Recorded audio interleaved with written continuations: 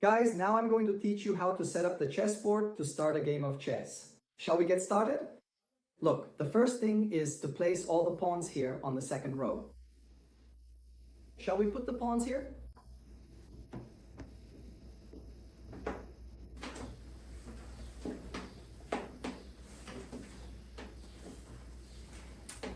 Is everything lined up? How it looks? Just checking if it's recording here. All right, it's recording. So we've placed the pawns here, right?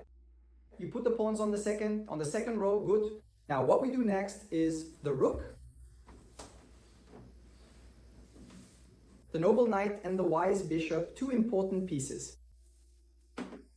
Rook's on the sides, then knight and bishop. Let's do it.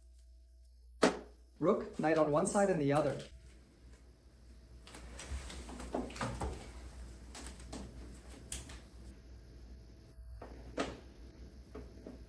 The bishop, that's it. And now we just need to explain the last two. Now look, we're missing the last two, right?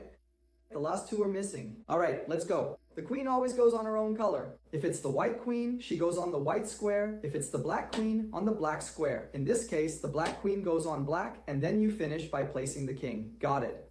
Let's just redo this part again. She only had the big pieces left. Let's do it again, one more time, okay? Shall we go then? So we start with the rook, a powerful knight on each side, a strong rook on each side, a second knight on each side, and